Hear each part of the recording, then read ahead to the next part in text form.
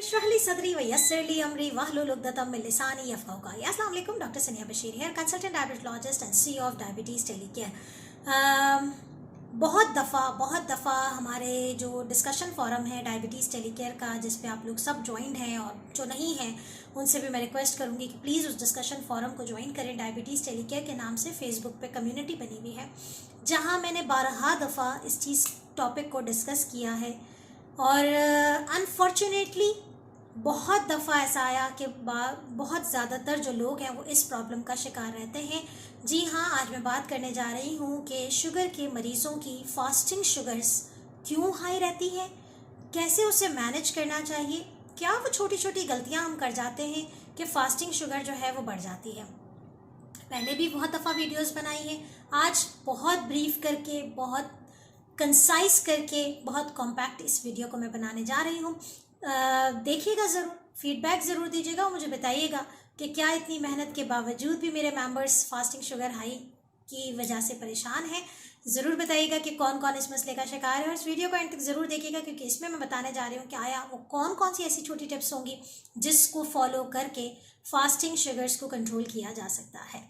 हाँ, निहार मुँह sugar, fasting sugar, नाश्ते से पहले की जो शुगर होती है वो अक्सर हमारे पास लोग आते हैं कि डॉक्टर साहिबा यूँ तो डायबिटीज़ बिल्कुल ठीक है, लेकिन निहार मुँह की शुगर थोड़ी सी बढ़ी हुई रहती है। लेकिन अपना सेशन शुरू करने से पहले मैं ये बात ज़रूर बताती चलूँ कि निहार मुँह की शुगर कितनी होनी चाहिए। तो एक ज़ियाबतीस के मरीज़ की जो शुगर है वो कम से कम 80 से लेकर 130 तक होनी चाहिए, यानी कि 130 is a maximum, 80 is a minimum. यानी एक शुगर के मरीज़ की बात कर रही हूँ मैं, एक नॉर्मल इंसान, एक हेल्दी इंसान, एक प्री डायबिटिक की बात नहीं कर रही हूँ।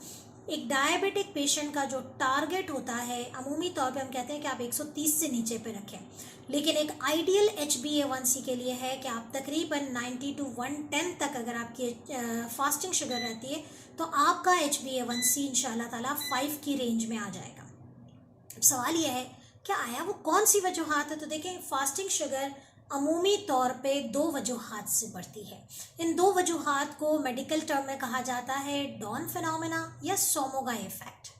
अब ये सब क्या है और इनको कैसे मैनेज करते हैं। तो डॉन फिनोमेना होता यह है कि नॉर्मली चाहे डायबिटिक पेशेंट हो या ना हो, नॉर्मली हर इंसान में जब हम रात को सोते हैं तो हमें अपने आप को अगले दिन के लिए या हमारी बॉडी को अगले दिन के लिए तैयार होना होता है, उसको बूस्टअप की ज़रूरत होती है। तो अल्लाह ताला ने एक निज़ाम रखा है और यकीनन अल्लाह ताला की कोई ना कोई मसलहत हर चीज़ में होती है। तो अल्लाह ताला ने एक ऐसा निज़ाम रखा है कि जिसमें हमारे पास रात को सोते वक्त ऐसे हार्मोन्स रिलीज़ होते हैं जो हमारे जिस्म में ग्लूकोज के लेवल्स को बढ़ा देते हैं।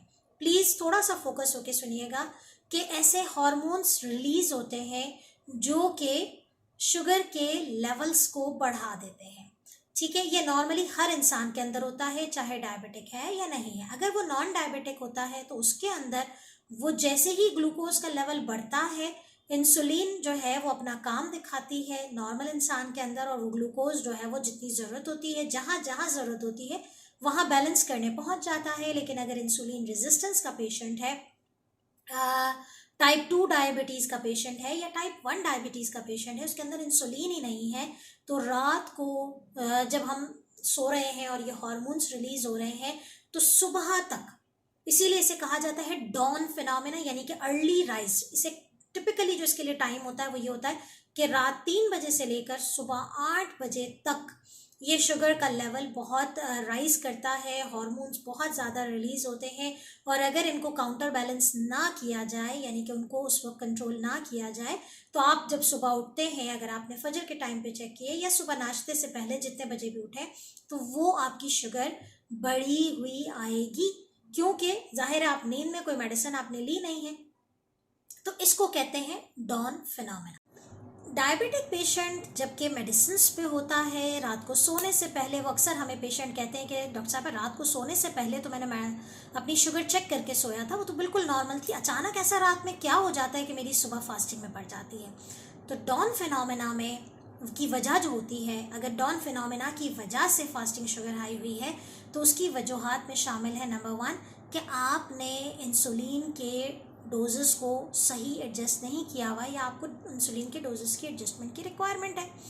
दूसरा, आपकी मेडिकेशंस इतनी प्रॉपर नहीं है कि रात के जो डॉन फिनोमेना क्रिएट हो रहा है उसको काउंटर बैलेंस कर सकें, और ना ही आपकी ब्लड में इतना इंसुलिन जो आपने बाहर से ली है वो इतनी है कि काउंटरैक्ट कर सके उस डॉन फिनोमेना को।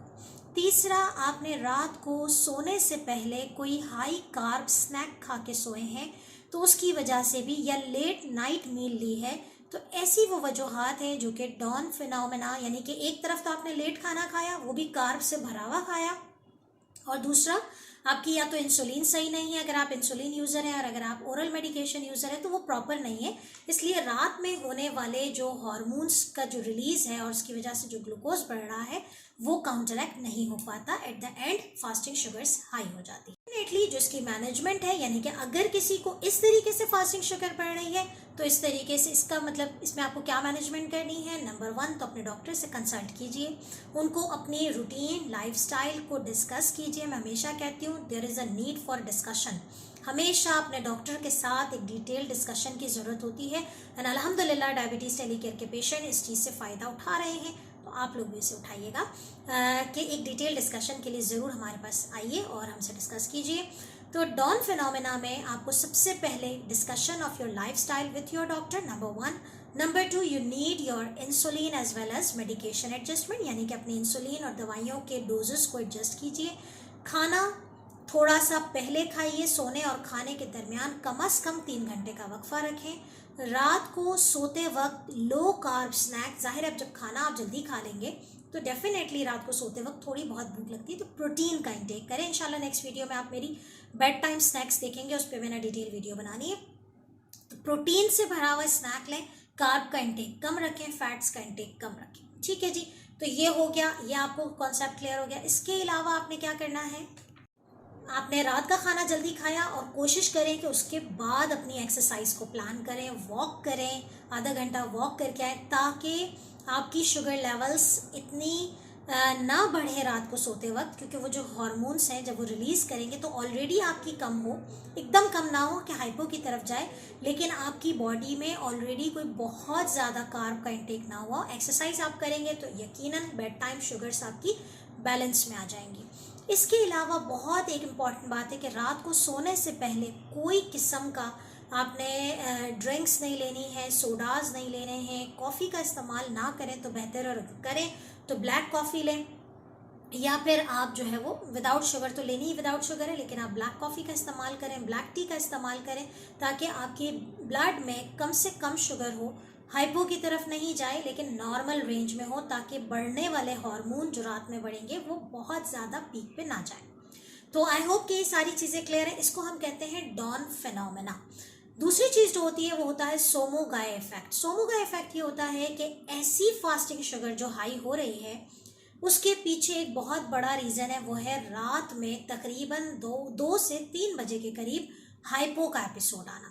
तो अगर किसी की शुगर रात के 2 या 3 बजे 70 से नीचे आ जाती है, 40 हो जाती है, 50 हो जाती है, मेरे पास सोमोगाय के पेशेंट बहुत है, क्योंकि Somogyi is very very common in insulin dependent diabetes, यानी कि टाइप 1 डायबिटिक पेशेंट में होता है। इसको कहते हैं सोमोगाय इफेक्ट, यानी कि रात में शुगर का इतना लो हो जाना। बाज़ औक़ात बंदा स्लीपिंग कंडीशन में होता है, तो होता यह है कि अल्लाह ताला ने चूँकि निज़ाम रखा है ना, वो वाला मैकेनिज्म तो मौजूद है कि उस हार्मोन ने रेज होना है, रात वाले हार्मोन्स ने सिक्रीट भी होना है। तो अगर हाइपो का एपिसोड आया और उसके रिस्पॉन्स में ऐसे हार्मोन्स रिलीज हुए जो कि शुगर के लेवल को बढ़ा रहे हैं, तो वो भी आपका फास्टिंग हाइपरग्लाइसीमिया करवाता है। तो इसको कहते हैं हम सोमोगाय इफेक्ट। और इन दोनों के डिफ्रेंशिएशन में अगर आप में से किसी को भी हाई फास्टिंग का प्रॉब्लम है तो रात के या तो आप 2 बजे उठ के अलार्म सेट करें, ये बहुत इंपॉर्टेंट होता है। हम रात के 2 बजे अलार्म सेट करते हैं और शुगर चेक करवाते हैं, या फिर आप सुबह 3 से 8 के दरमियान चेक करें, जो आपकी बहुत ज़्यादा उस वक्त शुगर होगी, जिसे हम डॉन फिनोमेना कहते हैं। अगर 2 बजे हाइपो है तो सोमोगाय इफेक्ट है, और अगर 3 से 8 के दरमियान हाई शुगर लेवल है तो उसको हम फिर डॉन फिनोमेना कहते हैं। सोमोगाय इफेक्ट को कैसे मैनेज किया जाता है, एक और बात मैं यहाँ पर बताती चलूँ कि जैसे कि हाइपो का एपिसोड होता है, तो हमारे जिस्म में आपको पता है कि ग्लूकोज और इन तमाम चीज़ों की स्टोरेज होती है। जब हम फास्टिंग कंडीशन में होते हैं, हमारे जिस्म में ग्लूकोज लेवल कम हो जाता है, तो एक अल्लाह ताला की तरफ से निज़ाम है कि हमारे स्टोरेज में से ग्लूकोज निकल के बाहर आना शुरू होता है। तो इस चीज़ को कहते हैं सोमोगाय या रीबाउंड हाइपरग्लाइसीमिया, यानी कि एक तरफ हाइपो हुआ, उसकी वजह से हमारी बॉडी का स्टोरेज रिलीज होना शुरू हो गया, शुगर्स बाहर आना शुरू हो गई, प्लस जो रात के टाइम पे एक हाइपरग्लाइसीमिया यानी कि काउंटर रेगुलेटरी हार्मोन्स रिलीज होंगे। ये तमाम चीज़ें मिलके फास्टिंग हाइपरग्लाइसीमिया करवाती हैं। अब सोमोगाय इफेक्ट को कैसे मैनेज करना है? नंबर 1, इंसुलिन के डोजेस को एडजस्ट करना है, ठीक है। रात को सोते वक्त जो है वो थोड़ा सा बेड टाइम स्नैक मैंडेटरी, जिसमें लिटिल बिट कार्ब्स मौजूद हो, ताकि वो रात को ऐसी कोई भी चीज़ क्रिएट ना होने पाए जो रात के 2 बजे जाके हाइपो करवाए। मिसिंग ऑफ द मील्स, चूँकि मैंने कहा कि टाइप 1 डायबिटीज़ में चूँकि ये बहुत कॉमन है, तो टीनेजर ग्रुप जो है वो अक्सर रात का खाना स्किप कर दिया और फिर रात में उठते हैं तो हाइपोग्लाइसीमिया हो जाता है। या फिर आपका जो है वो इंसुलिन और जो डाइट है उसका रेशो डिस्टर्ब है, इंसुलिन बहुत ज़्यादा जा रही है और डाइट नहीं जा रही। चौथी चीज़ जो होती है वो irregular pattern of the meal, चूँकि ये ऐसे एज ग्रुप में मौजूद होता है जहाँ fixed ratio of the meals नहीं होते या fix timing of the meal नहीं होते, तो this is again one of the culprit for the hypoglycaemia at the night time and fasting hyperglycaemia at the before breakfast. तो ये चीज़ें हैं और अगेन उसकी मैनेजमेंट यही है कि आपने इंसुलिन को एडजस्ट करवाना है, डॉक्टर से अपने डिस्कशन करनी है, और इसके अलावा अपनी एक्सरसाइज को थोड़ा अर्ली प्लान करेंगे, आप लेट नाइट नहीं प्लान करेंगे, ताकि रात में कोई भी ऐसी एक्टिविटी ना हो जो कि हाइपो की तरफ लेके जाए। इंसुलिन में हम कोशिश ये करते हैं कि ऐसे पेशेंट्स को फिर हम लॉन्ग एक्टिंग पे रखें, कोशिश ये करें कि हम शॉर्ट एक्टिंग इंसुलिन जो कि फ़ौरन से हाइपो करती है उसके डोजेज एडजस्टेबल हों। तो ये वो छोटी छोटी चीज़ें हैं जो कि पॉसिबल तभी होती हैं जब आप अपने डॉक्टर से डिस्कशन करते हैं। तो these are the 2 basic reasons जो कि फास्टिंग हाइपरग्लाइसीमिया की होती है। और अगर इसके बावजूद कोई क्वेरी है तो प्लीज़ मुझे मेंशन कीजिए, कमेंट्स में बताइए कि आखिर आपके साथ सोमोगाय है या डॉन फिनोमेना है, और आपने क्या आज तक कभी किसी से डिस्कस किया, ज़रूर बताइएगा। आपके फीडबैक का इंतज़ार रहेगा। अपना ख्याल रखिएगा, दुआ में याद रखिएगा। अल्लाह हाफ़िज़।